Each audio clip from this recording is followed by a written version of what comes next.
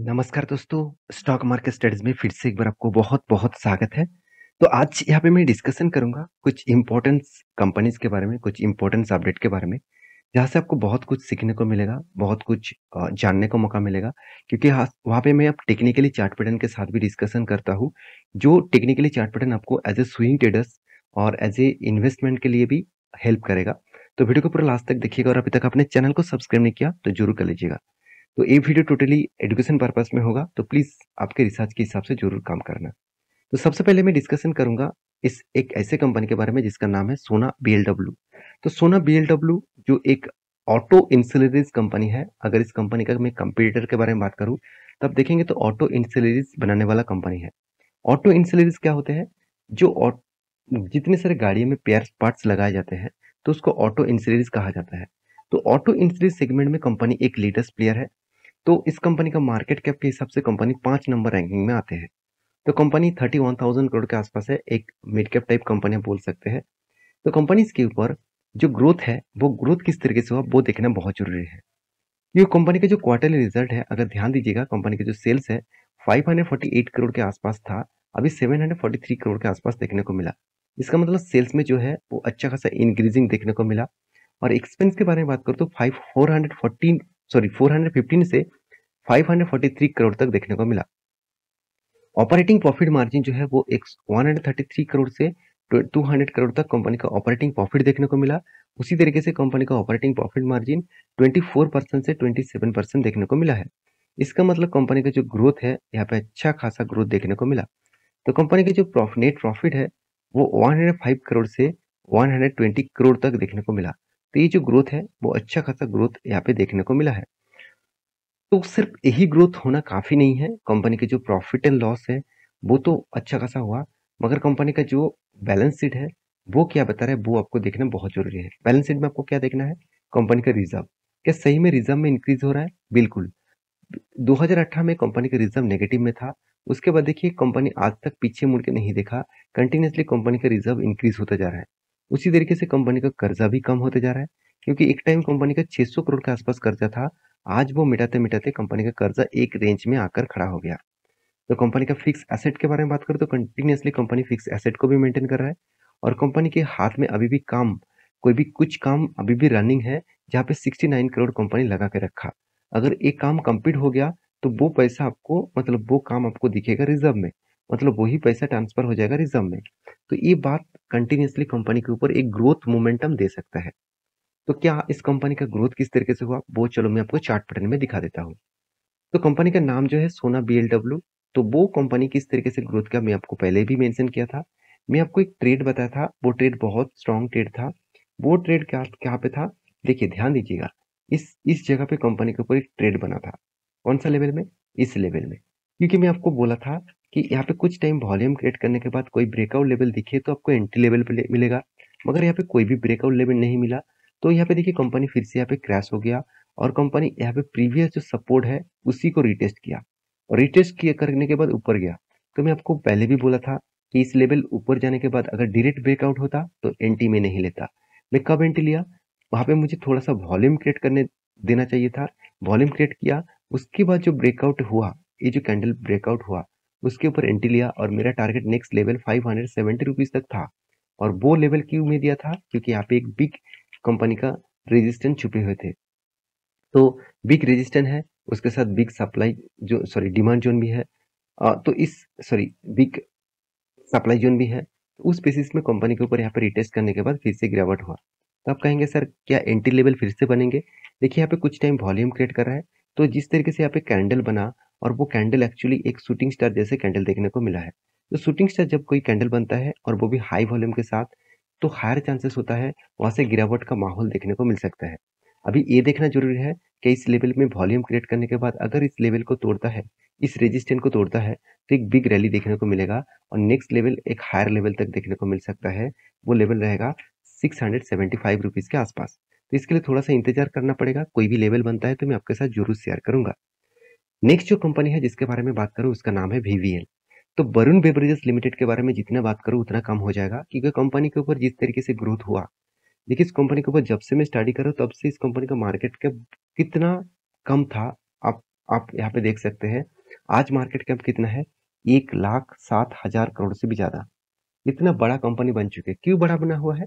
Company का market cap किस basis में डिसाइड होते हैं? कंपनी का जो टोटल शेयर उसके साथ मल्टीप्लाई होता है कंपनी का करंट प्राइस। तो करंट प्राइस से अगर कंपनी का सॉरी करंट प्राइस होगा, तो करंट प्राइस से अगर कंपनी का टोटल शेयर मल्टीप्लाई किया जाए तो कंपनी का मार्केट कैप बन जाता है। तो शेयर में अगर गिरावट हुआ तो मार्केट कैप गिर जाएगा। तो शेयर में अगर आज तेजी है तो इसलिए कंपनी का मार्केट कैप हायर लेवल में है। तो इस कंपनी के ऊपर क्या होना चाहिए?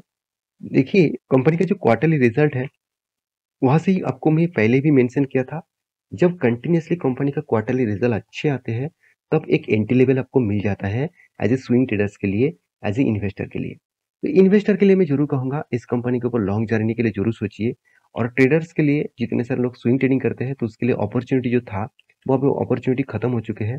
थोड़ा सा आपको पेशेंस के साथ बना रहना होगा, क्योंकि आप देखेंगे 531 करोड़ के आसपास यहाँ पे देखने को मिला है कंपनी का नेट प्रॉफिट, जो इस बार कंपनी बन चुके 798 करोड़।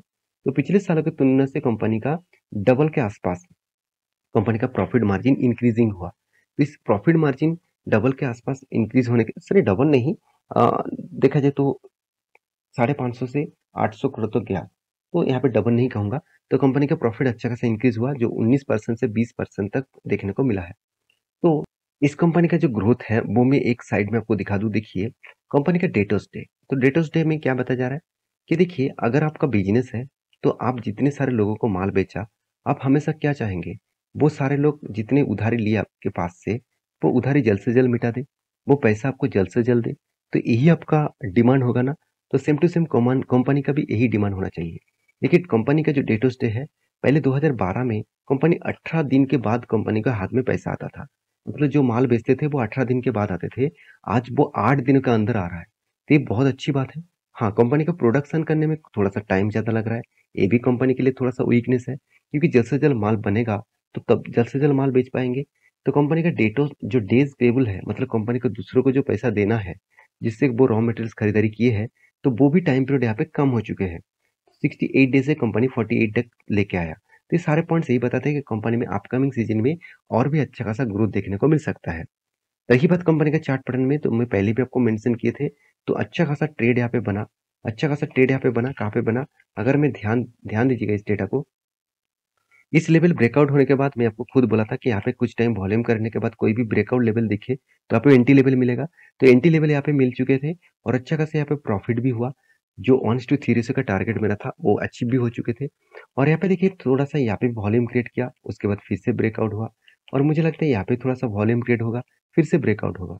अगर इस वॉल्यूम क्रिएट होने के बाद ये रेंज अगर फेल हुआ तो एक भारी भरकम गिरावट देखने को मिलेगा, क्योंकि ये रेंज फेल होने का मतलब है सेलर अभी बहुत स्ट्रांग हो चुके हैं और कंटिन्यूअसली वो उसके ऊपर प्रॉफिट बुकिंग करना चाहते हैं और कंटिन्यूअसली वो सेल भी करना चाहते हैं। तो इस कारण के बेसिस में कंपनी के ऊपर गिरावट का माहौल देखने को मिल सकता है। इसलिए वीवीएल जो है वो थोड़ा सा रिक्सी जोन में है, तो थोड़ा सा संभल के काम करिएगा। लास्ट जो कंपनी है जिसके बारे में डिस्कशन करूंगा उसका नाम है नजारा टेक्नोलॉजीज। देखिए इस कंपनी के बारे में बात करूं तो इस कंपनी के ऊपर राकेश झुनझुनवाला जी का अच्छा खासा होल्डिंग है। देखिए अभी फिलहाल के लिए तो उनका तो देहांत हो गया, तो उनके बाद उनके वाइफ के नाम में सारे जो होल्डिंग है उनके नाम में ट्रांसफर हो चुके हैं। तो इस कंपनी राकेश झुनझुनवाला जी की ही कंपनी बोल सकते हैं, क्योंकि इस कंपनी के ऊपर उन्होंने एज ए स्टार्टअप फॉर्म में कंपनी 10% से भी ज्यादा यहाँ पे होल्डिंग करके रखा है। तो देखिए 10% का जो होल्डिंग था इस क्वार्टर में वो बन चुके 9.96% का। इसका मतलब कुछ स्टेक बेचा गया। क्यों बेचा? चलो मैं आपको बताता हूँ। कंपनी का जो प्रॉफिट एंड लॉस है क्वार्टरली, आप ध्यान से देखिएगा, कंपनी 175 करोड़ से 289 करोड़ तक पहुंचाया। अच्छा खासा सेल्स किया, उसके बेसिस में कंपनी का एक्सपेंस भी मेंटेन किया और कंपनी का प्रॉफिट मार्जिन 12 करोड़ से 27 करोड़ को तक देखने को मिला। इसका मतलब प्रॉफिट मार्जिन अच्छा खासा इंक्रीजिंग हुआ और इसी के चलते कंपनी का ऑपरेटिंग प्रॉफिट के साथ साथ नेट प्रॉफिट में भी डबल के आसपास इंक्रीजिंग हुआ। और इसी के चलते है बड़े बड़े प्लेयर्स इस कंपनी के ऊपर एंट्री करके रखे हैं। अगर मैं इन्वेस्टर के बारे में फिर से आपको बता दूं, ध्यान दीजिएगा, एफआईएस और डीएस ने भी इस कंपनी के ऊपर होल्डिंग यहाँ पे इंक्रीजिंग किया। तो आप देखेंगे तो होल्डिंग जो है वो 8% के आसपास इंक्रीजिंग हुआ। जो डीएस के पास 6% का होल्डिंग था इस बार वो 8% तक पहुंच चुके हैं। मगर एफआईएस के पास जो 10% का होल्डिंग था वो थोड़ा सा स्टेक यहाँ पे बेचा है। तो इस तरीके से तो रोटेशन वाइज चलते रहेंगे, तो इसके लिए आपको चिंता करने का कोई जरूरत नहीं। तो कंपनी का जो रिजर्व है वो किस तरीके से ग्रोथ हुआ वो देखना बहुत जरूरी है। कंपनी का रिजर्व हर साल में इंक्रीज होता जा रहा है, तो एक बिग पॉजिटिव साइंस है। और कंपनी का जो कर्जा है वो कम तो था, इस बार कंपनी कुछ ज्यादा कर्जा लिया। ज्यादा मतलब उतना ज्यादा नहीं है कि कंपनी मिटा नहीं पाएंगे, तो कंपनी का जो रिजर्व है उससे कई गुना कम है। तो अच्छा खासा ग्रोथ यहाँ पे देखने को मिला।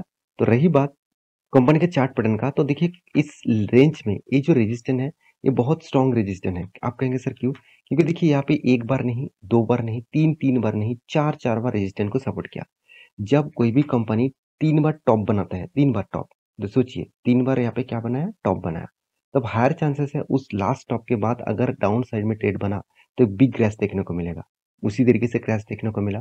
तो तीन बार टॉप बनने के बाद अगर फोर टाइम्स टॉप बनाते हैं और उसी रेंज के अंदर अगर वॉल्यूम क्रिएट होता है, तो सोचना एक उस हायर लेवल को अगर ब्रेकआउट करे तो बड़ा रैली दिखेगा। अगर इस रेंज को ब्रेकआउट करे तो एक बिग रैली आपको देखने को मिलेगा, और वो रैली होगा 740 रुपीज के आसपास। मतलब नेक्स्ट जो रेजिस्टेंस है उस लेवल तक वो जा सकते हैं। तो एक स्विंग ट्रेडिंग ट्रेड यहाँ पे बन सकते हैं। तो इसके लिए थोड़ा सा इंतजार करिए और रेंज बाउंड करके रखिए। इस लेवल जब भी ब्रेकआउट होगा तो एक इस रेंज तक आपको टारगेट मिल सकता है। अगर इस रेंज ब्रेकआउट नहीं हुआ तो एक बड़ा फॉल भी देखने को मिल सकता है। तभी आपको एक दूसरा ट्रेंड बनेगा। वो क्या है? यहाँ पे एक बार सपोर्ट, और यहाँ पे देखिए दूसरी बार सपोर्ट, सॉरी दूसरी बार फर्स्ट बार रेजिस्टेंस, और यहाँ पे देखिए दूसरी बार सपोर्ट, यहाँ पे दूसरी बार रेजिस्टेंस। इसका मतलब फिर से अगर सपोर्ट को टच करे तो फिर से रेजिस्टेंस तक वो जाएगा। तो इस रेंज तक वेट करना। अगर नीचे साइड में आए तो यहाँ पे एंट्री ले लेना, और यहाँ पे टारगेट रेशियो होगा इस रेंज में। ये था कुछ कंपनी का अपडेट्स। देखिए ये वीडियो मेरा एजुकेशन पर्पस में आपको सिखाने के लिए मैं सारे डेटा यूज किया हूँ। तो ये कोई रिकमेंडेशन मत समझ लेना। आप आपके हिसाब से ट्रेड करना, आपके थोड़ा सा दिमाग लगा कर ट्रेड करना, क्योंकि मैं जो ट्रेड लेता हूँ वही मैं आपके साथ शेयर करता हूँ, और जो मैं अभी तक सीखा हुआ हूँ वही मैं आपके साथ शेयर करता हूँ। तो प्लीज़ इस तरीके से वीडियो पाने के लिए चैनल को जरूर सब्सक्राइब करना। मिलेंगे नेक्स्ट वीडियो में, तब तक के लिए अच्छे से रहिए, अपने ख्याल रखिए, बाय बाय।